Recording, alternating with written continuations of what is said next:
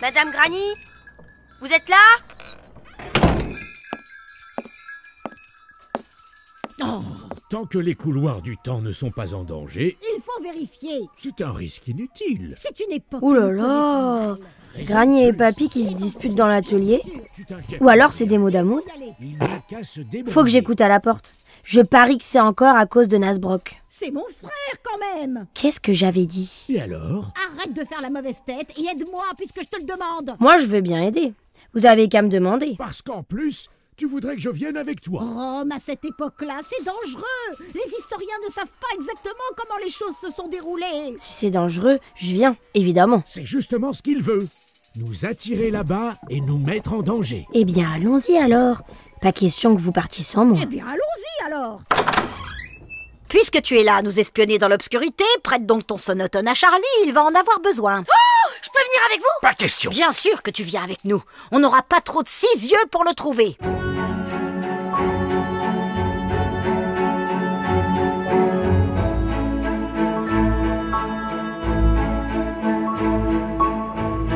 Bienvenue dans les voyages d'Amélia, au cœur de l'histoire. Épisode 9, sur le champ de bataille avec Brennus.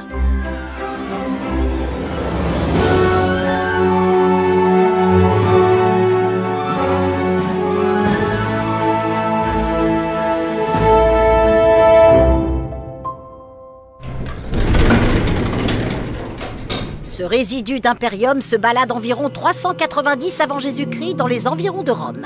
Rome? La capitale de l'Empire romain? Non, ça c'est 350 ans plus tard. Là on est beaucoup plus tôt. C'est Rome, capitale de la toute petite république romaine. Allez en route, on ne traîne pas. C'est une très mauvaise idée.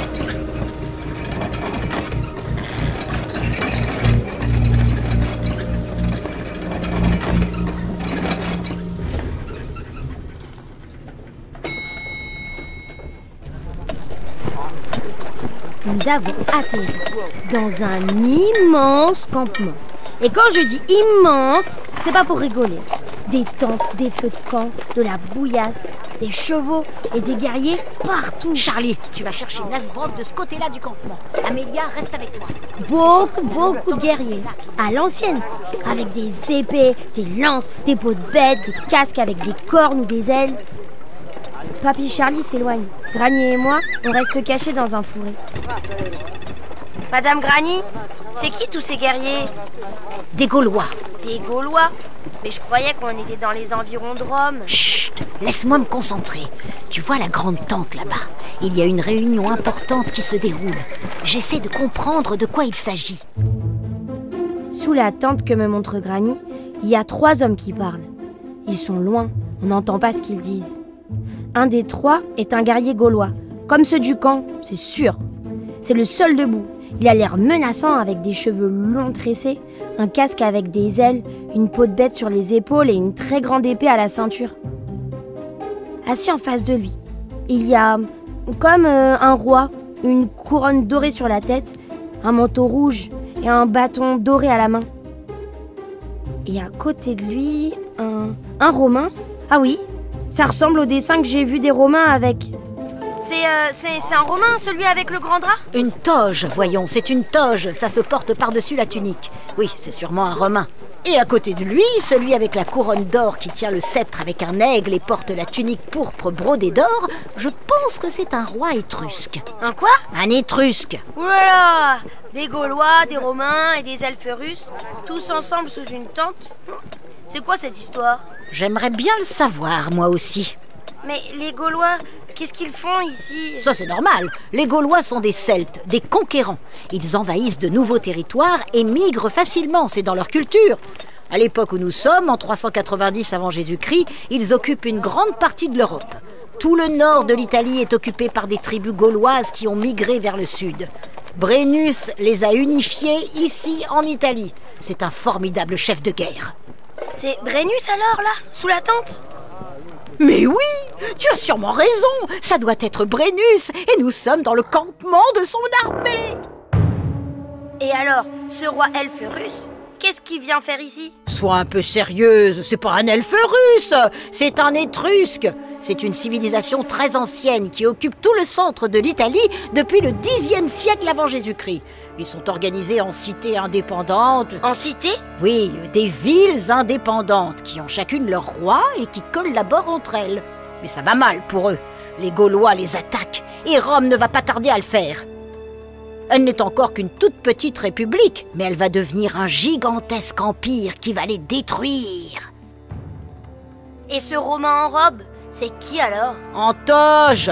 C'est ce que j'aimerais bien savoir. Il faudrait qu'on se rapproche pour écouter ce qu'ils disent. Viens! Nous nous rapprochons d'eux. Et on peut dire qu'ils n'ont pas l'air du tout, mais alors pas du tout d'accord. Je répète ma question. Que donnez-vous en échange? C'est Brennus qui vient de parler. Il défie le roi étrusque. Il lui demande de l'argent en échange du départ de ses troupes. Je suis Lucumon, le roi étrusque de la ville de Clefsin. Je suis Numérus Fabius, je représente Rome. Nous sommes deux face à vous, et vous restez sourds à nos requêtes. Le Romain est un ambassadeur. Il est là pour aider le roi étrusque à négocier avec Brennus. Je suis Brennus, et c'est vous qui n'entendez pas. Nous sommes des milliers de guerriers face à vous. Si vous voulez que mes hommes épargnent votre cité, il faut me donner quelque chose en échange. Payez-nous, et nous partirons. Ça n'a pas l'air de marcher très bien, ces négociations. Je représente Rome. Si vous voulez éviter notre colère, cessez votre siège sans condition. Je ne connais ni Rome ni Romains, et mes hommes et moi raserons la ville de Clefsin. Craignez les Gaulois. L'ambassadeur romain l'a menacé, mais Brennus s'en moque. Vite, il faut retrouver Charlie et repartir chez nous. Je sais exactement ce qui va se passer et c'est pas joli. Tant pis pour Nasbrock. Allez, suis-moi. Mais qu'est-ce qui va se passer? Les Gaulois vont raser la ville étrusque de Clefsin et envahir Rome. Oh, envahir Rome? Carrément? Comme vous dites, Madame Granny, ça va pas être joli. Madame Granny! Arrête de parler et cours! Madame Granny, je vois vos baskets! Qu'est-ce que tu racontes? On n'a plus le bon costume! Ça perd les chaussettes. J'ai dû perdre mon sonotone quand on a commencé à courir. Baisse-toi, cachons-nous! Qu'est-ce qu'on fait? Attends, je réfléchis. Quand même, c'est pas le moment de réfléchir. Il y a une guerre qui se prépare là, et j'ai bien l'impression qu'on est pile au milieu. Ça s'agite dans le campement, les Gaulois rassemblent leurs armes. Ça court, ça crie. Waouh! Je savais pas que vous saviez siffler avec les doigts comme ça, Madame Granny. Vous m'apprendrez? Charlie! Psst! Charlie! Par ici! Oh! Charlie, on est à la veille de la bataille de l'Alia et du sac de Rome par Brennus. Les Gaulois vont attaquer et tout détruire. Il faut rentrer! Marguerite, tu n'as pas entendu ton sonotone? Non, je l'ai perdu! Il a sonné! Il a appelé! L'ascenseur temporel est reparti! Ça perd les clochettes. On est coincé ici, juste au moment où va y avoir la guerre. Les voyages d'Amélia, au cœur de l'histoire, est un podcast produit par Europe 1 Studio, en collaboration avec Bloom, la radio des enfants. À tout de suite pour la suite!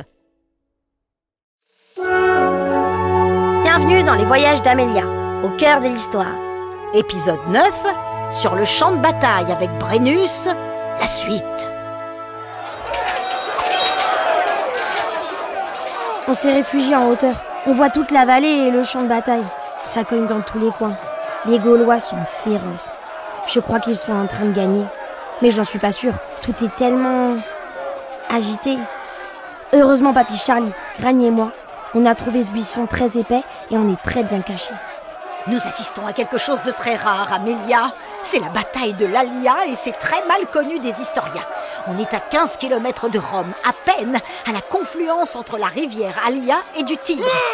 En parlant de cette bataille, les Romains ont toujours dit que les Gaulois étaient au moins 30 000. Mais tu vois, ils sont à peine 10 000. La réalité est abracadabrante, non? Mais alors, pourquoi ils ont dit ça? Ils ont sans doute menti parce qu'ils avaient honte d'avoir perdu. La vérité, c'est qu'ils sont moins expérimentés que les Gaulois. Regarde comme les Romains sont immobiles, en ligne, alors que les Gaulois se déplacent partout. Les Romains se font déborder de tous les côtés. Ils ne sont pas préparés, ils ne font pas le poids. Après cette bataille, ils appelleront ça Tumultus Gallicus, le tumulte gaulois. Nasbrock! Viens m'aider. Aïe! Il faut le mettre à l'abri. Nasbrock vient de prendre un mauvais coup sur la tête alors qu'il fuyait le champ de bataille. Attention, prends-le sous les bras. Mais c'était sûr que cette âne cornue à face de crêpe n'allait pas tenir 10 minutes. Oh là là, qu'il est lourd le cochon. Et maintenant, c'est Granny et Papy Charlie qui sont obligés de jouer à l'ambulance pour le ramener dans le buisson avec nous. Nasbrock, frère macaronique, tu m'entends? T'as vraiment que du foin dans la tête, jouer aux soldats gaulois? Toi, tu n'as rien d'un guerrier, petit frère. Réponds-moi, Nasbrock. Nous, on le sauve, on le traîne au milieu des combats, et lui, il ronfle comme un sonneur.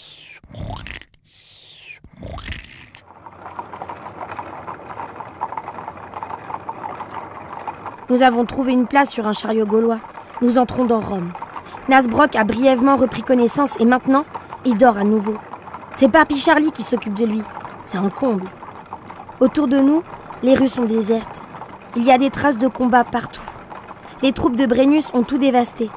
Nous longeons une place sur laquelle il y a des hommes en robe assis sur des tabourets. Non, ce ne sont pas des robes. Mais j'ai rien dit! Ce sont des toges.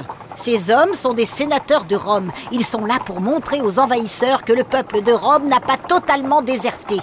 Notre chariot continue à avancer. En me retournant vers les sénateurs, je vois un soldat gaulois qui donne des coups de bâton à l'un d'eux. Les troupes de Brennus ont pillé la ville. Ils ont incendié et détruit de nombreux bâtiments. Les Romains sont partis où ils se sont cachés. La ville est vide, sauf le Capitole. C'est le temple sur le sommet de la colline en face de nous. C'est le centre religieux de la ville, mais aussi une place forte dans laquelle se sont réfugiés les derniers combattants. Brennus les assiège. Le Capitole. Mais c'est là que j'ai laissé mon ascenseur temporel. Qu'est-ce que tu dis? Vous fatiguez pas, Madame Granny. Il s'est rendormi. Si c'est pour nous annoncer des nouvelles comme ça, je préfère encore qu'il dorme, ce résidu de Gaulois sans moustache.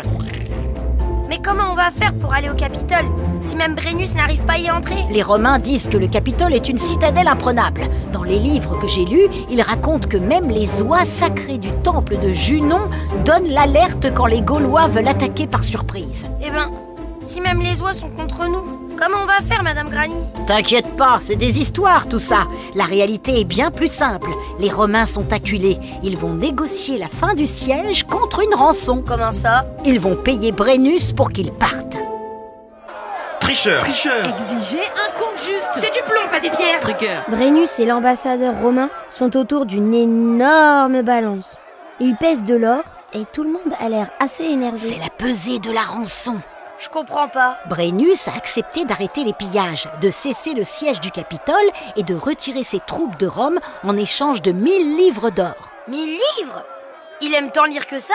Mais non, ne dis pas n'importe quoi. La livre, c'est une unité de mesure. 1000 livres, c'est à peu près 325 kilos. Alors, il pèse vraiment l'or. Et pourquoi ils se disputent? Les Romains accusent les Gaulois de tricher, d'utiliser des poids truqués. Et c'est vrai? Chef Brennus, de quel droit utilises-tu des poids truqués? Du droit des vainqueurs. Et là, Brennus, pour enfoncer encore plus les Romains, ajoute sa lourde épée à la balance. Malheur aux vaincus! Vae victis.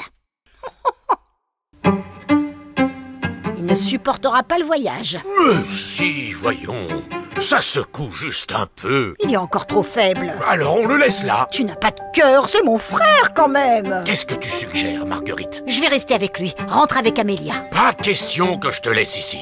Je vais rester pour m'occuper de lui. Tu ferais ça?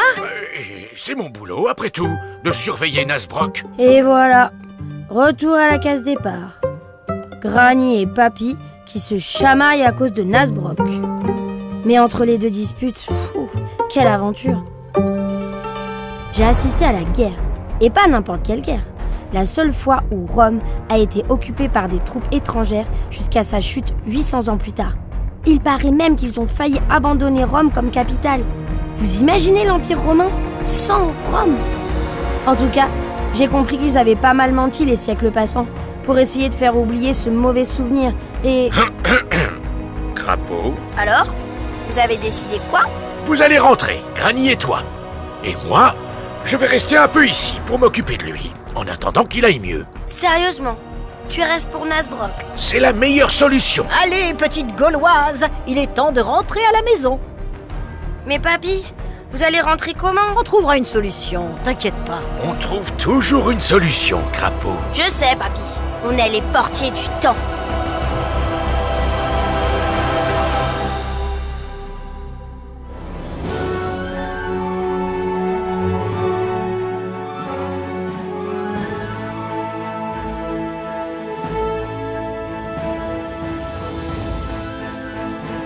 Les voyages d'Amélia, au cœur de l'histoire, est un podcast produit par Europe 1 Studio, en collaboration avec Bloom, la radio des enfants. Camille Aguilar joue le rôle d'Amélia. Et Nathalie Holmes, celui de Granny. Merci à William Lémergie, Marc-Antoine Lebret, Marc Messier, Lionel Rousseau et Patrick Mancini d'avoir prêté leur voix. À bientôt! Sais-tu qu'il existe encore en France, près de Toulouse, un vrai village gaulois? Il y a 10 ans, 11 passionnés d'histoire se sont transformés en charpentiers, chaumiers et maçons. Ils ont construit ce village de leurs mains, exactement comme on construisait à l'époque de Brennus. Si tu passes dans le coin, n'hésite pas à aller y faire un tour et à te transformer toi aussi, l'espace de quelques heures, en gauloise ou en gaulois.